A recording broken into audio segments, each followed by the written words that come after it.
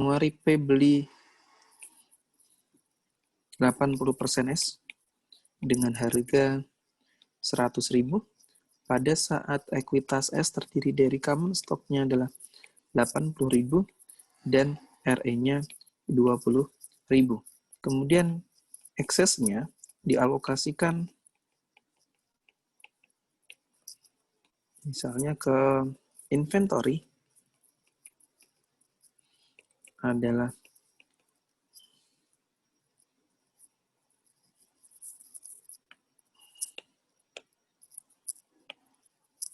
seperti tadi ya, book value-nya adalah 20.000, kemudian fair value-nya adalah 25.000. Kemudian land, book value-nya adalah 30.000, fair value-nya adalah 35.000. Kemudian ada building, book value-nya adalah 30.000, fair value-nya 32.000. Kemudian ada equipment, book value-nya 20.000, fair value-nya adalah 18.000. Kemudian net income S adalah 100.000 dan dividen S-nya adalah 50.000.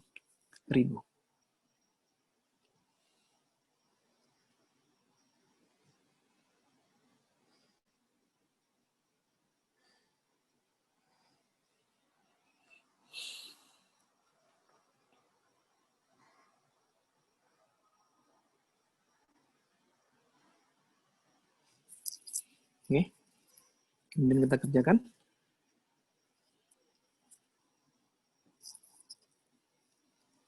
Di bukunya P, kita hitung dulu, ekses dulu ya.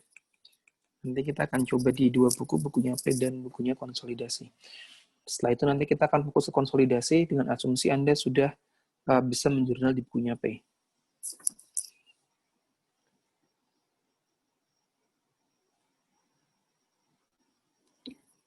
Consideration transfernya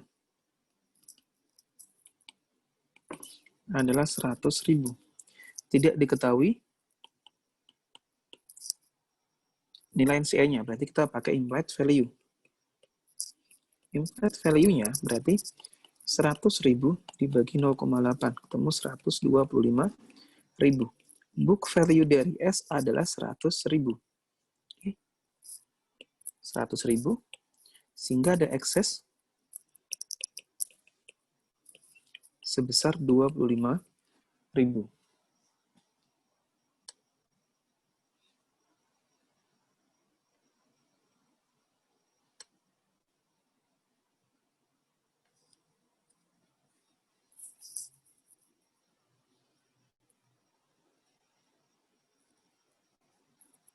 Kemudian kita alokasikan.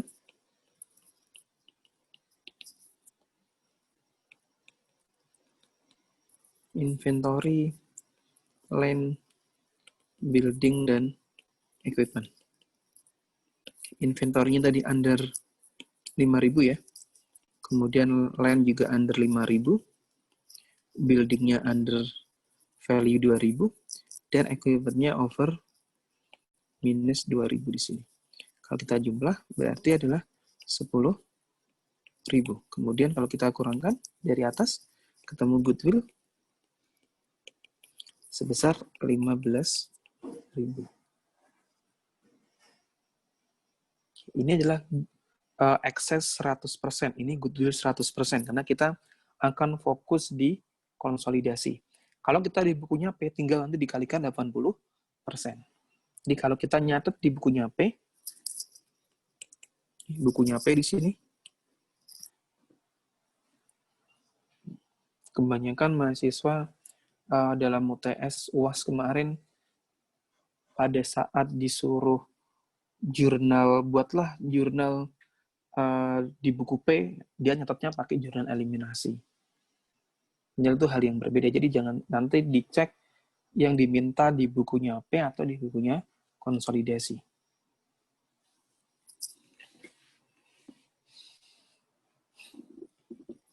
Di bukunya P, pada 1 Januari akan nyatet investment in S pada cash sebesar 100.000. Oke, kemudian nyatat dividen. Kalau kita pakai metode equity dulu di sini, cash pada investment in S yaitu sebesar 80% dikalikan 50.000, berarti 40.000 karena dia punya 80%. Kalau yang tadi punyanya 100%, maka tidak dikali, maka dividennya akan diperoleh langsung oleh S sebesar 100%. Kemudian investment in S pada income from S. Ini misalnya saya mau pakai rumus. Oke, tadi inventory-nya terjual ya, misalnya di sini terjual 2018, building-nya 10 tahun, ini adalah 5 tahun. Berarti masing-masing di sini adalah 200, di sini adalah 400. Amortisasinya. Maka di sini, untuk menghitung investment in S income from S di sini, 80% dikalikan net income-nya 100.000, dikurangi 5.000, dikurangi 200 ya. Kembali kebanyakan 0.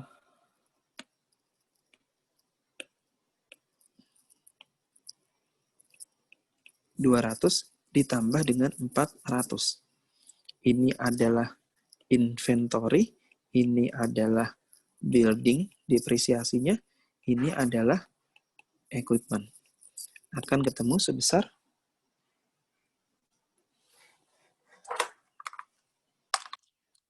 100.000 dikurangi 5.000 dikurangi 200 ditambah 400. 95.200 dikalikan 0,8. 76.160. Jadi di sini ketemu 76.160. Oke, saya langsung menggabung. Kalau misalnya Anda mau satu-satu, investment in S income from S 80 kalikan 100.000, kemudian income from S investment in S 5.000 dikalikan 80%, monggo silakan. Ini saya langsung. Kemudian kalau kita pakai metode cost, kita nyatetnya investment in S pada cash 100.000 dan cash pada dividend income yaitu sebesar 80% dikalikan dengan 50.000. Ketemu 40.000. Ini adalah di bukunya P. Kita sudah bisa menyelesaikan di bukunya P. Bagaimana dikonsolidasinya?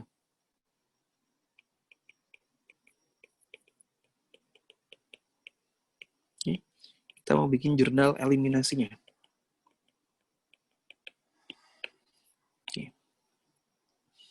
Yang pertama, tadi adalah kita mengeliminasi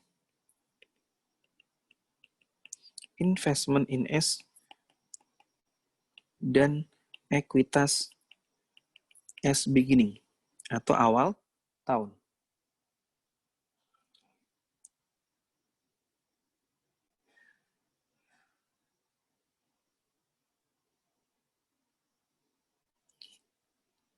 Yaitu RE, common stock, excess, kemudian ada investment in S, dan ada NCA beginning. Kenapa? Karena 80% ya, berarti ada bagiannya 20% untuk NCA. RE-nya adalah 20, common stock-nya 80, excess-nya tadi 25 ya. Investment in S-nya adalah 100, berarti NCA beginning-nya adalah 25. Anda bisa cek di sini. 80% dikalikan dengan ini, kalau jumlah kan 125, kalikan 125. Ini juga Anda bisa cek 20% kalikan 125. Ini hanya bisa kita cek seperti ini apabila kita menggunakan implied value. Kalau kita pakai yang bukan implied value yang diketahui nilai NCA-nya, maka kita tidak bisa ngecek menggunakan persentase seperti ini. Kemudian yang kedua adalah kita alokasikan ekses. Alokasikan ekses. Tadi ada inventory, kemudian ada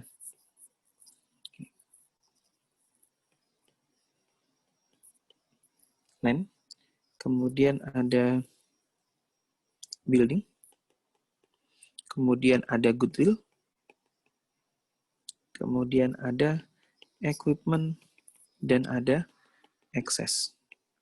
Inventory-nya tadi 5.000, land-nya 5.000, building-nya 2.000, goodwill-nya 15.000, equipment-nya adalah 2.000, excess-nya 25.000. Kalau Anda cek dengan yang 100% dan pemilikan P 80%, nomor 2-nya akan sama. Karena kita asumsinya adalah bahwa P dan S itu adalah satu entitas. Jadi kita ngitungnya excess itu tetap 100%. Tidak dikalikan 80%. Di bukunya konsolidasi ya, di bukunya konsolidasi. Dan yang ketiga, kita amortisasi excess. Inventory, ya, inventory. Oke. Anda boleh pakai coret-coretan kayak tadi dulu, di bawahnya Anda coret-coret seperti ini. Menurutnya S, menurut P, kemudian nanti dibalik, monggo silakan. Kalau Anda sudah hafal langsung, Anda bisa langsung. Inventory itu pasti, kalau amortisasi excess itu COGS pada inventory. Terjual semua, berarti 100%, 5.000. Kalau hanya terjual sebagian, yang kita akui pertama kali 2.500. Kemudian, building. Berarti depreciation expense pada building, yaitu sebesar tadi 200. Kemudian equipment.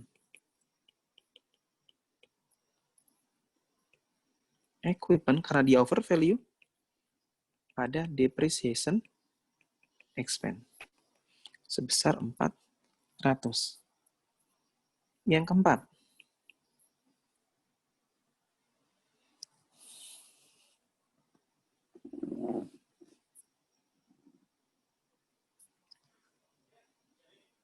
eliminasi income.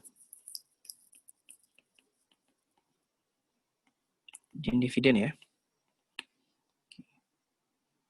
Kalau kita pakai cost method, maka kita akan metodenya adalah dividen income pada dividen.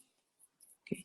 Dividen income di sini adalah dividen yang diterima oleh P. Berarti 80% dikalikan 50.000, yaitu 40.000. Kemudian kalau yang equity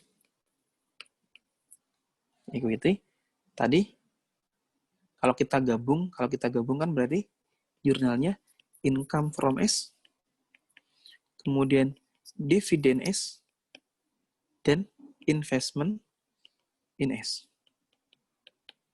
Income from S-nya tadi pakai rumus 80% dikalikan 100.000 dikurangi 5.000 inventory dikurangi 200 building ditambah 400 equipment.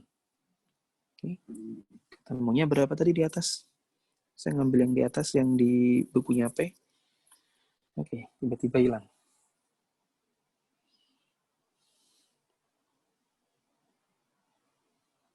(76.160) ya. 76.160 di sini. 76.160. Dividennya 80% kalikan 50.000, 40.000, berarti sisanya adalah 36.160.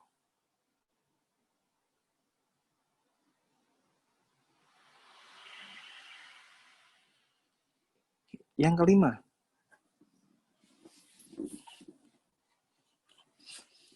kita munculkan bagian NCA.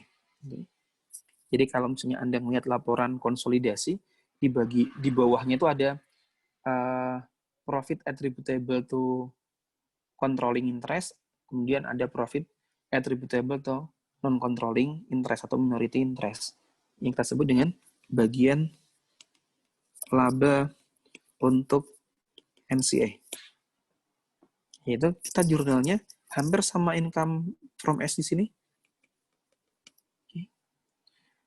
NCA expand. Ini kalau di buku kita sering pakai NCA expand, walaupun sebenarnya namanya adalah NCA share, bagian NCA. Namun di buku-buku Indonesia itu pakainya expand. Padahal kalau kita pakai metode entitas itu tidak boleh kita mengakui adanya NCA expand, hanya NCA share saja, bagian NCA. Namun di buku modul kita pakainya beban NCA. NCA expand, kemudian dividen S, dividen yang diperoleh oleh NCA, sisanya adalah NCA ending. Ini di bagian ekuitas, NCA equity ending. Kalau di nomor 1 tadi adalah NCA beginning, NCA equity beginning. Ngitungnya juga sama. NCA expand, itu rumusnya adalah persentase NCA dikalikan net income, dikurangi dengan amortisasi under, ditambah dengan amortisasi over. Berarti di sini 20% dikalikan 100.000 dikurangi dengan 5.000 dikurangi 200 ditambah dengan 400. Dan ketemu 100.000 dikurangi 5.000 dikurangi 200 tambah 400 dikalikan 0,2. 19.040. 19.040. Berarti di sini 19.040 dividennya berarti 20% dikalikan dividennya 50.000. Yang 40.000 punyanya P, yang 10.000 punyanya NCA. Selisihnya 9.040. Ini sebenarnya sudah selesai. Kita bikin jurnal eliminasinya. Tambahannya biasanya tambahnya kalau misalnya ada intertransaction, misalnya ada P meminjamkan uang 10.000 ke S dan di akhir tahun belum dibayar.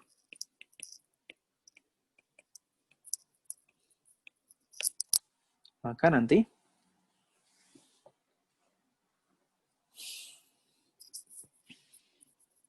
di bukunya P, dia akan nyatet AR pada cash, yaitu 10.000. Di bukunya S akan nyatet cash pada account payable atau loan from atau due from ya, sebesar 10.000. Berarti karena tidak diperbolehkan transaksi antara P dan S, maka kita eliminasi. Eliminasinya adalah account payable pada account receivable itu sebesar 10.000. Oke. Kemudian kalau misalnya dividen dari S itu masih terutang, dividen S masih terutang, jadi belum dibayar. Jadi masih baru disampaikan saja akan dibayar dividen sebesar 50.000 itu masih terutang. Maka nanti di bukunya P dan bukunya S akan ada akun dividen receivable dan dividen payable. Oleh karena itu tidak boleh ada transaksi P dan S. Kita bisa menghapuskannya. Dividen payable pada dividen receivable, yaitu sebesar, karena kita di pihak P, kita ngitungnya 40.000 tadi. 80% dikalikan 50.000. Transaksi 1, 2, 3, di sini ya, 1, 2, 3, kemudian 5, 6, 7, itu baik cost dan equity method, itu jurnalnya sama. Yang beda itu hanya di nomor 4 ini.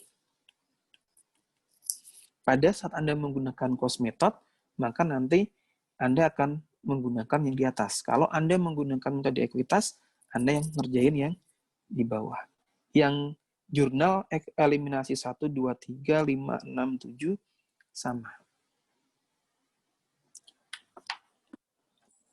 Silakan ada pertanyaan.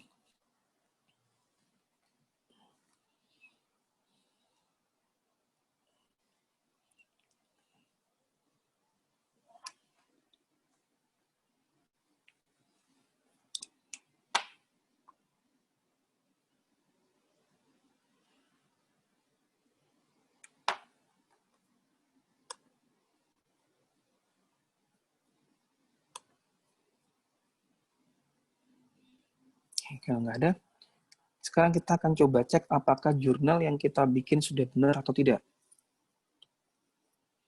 Oke, kita tadi ngecek saldo investment in S pada 31 Desember 2018. Kalau kita cek di bukunya P tadi, oke, kalau kita cek ya, maka saldonya ya saldo investment in S pada 31 Desember adalah 100.000 dikurangi 40.000 ditambah 76.160. Benar ya, 100.000 dikurangi 40 ditambah 76.160. Ketemunya 136.160 ya. 136.160. Oke, kita cek. Kalau kita ngelihat di bukunya metode ekuitas, kita bisa ngelihat di sini. Investmentnya 36.160 ditambah investasi awalnya 100.000, maka investasi endingnya 136.160 sama dengan yang ada di atas tadi di bukunya P. 136.160. Berarti kita sudah benar. Oke, jadi kita bisa ngecek di metode ekuitas,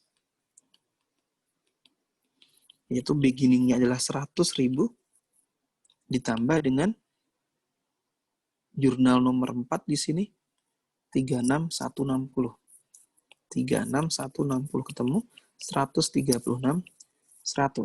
Bagaimana kalau metode cost? Di metode cost kita tidak bisa melihat karena kita hanya jurnalnya dividend income dan dividen. Oleh karena itu untuk ngecek ya, di metode cost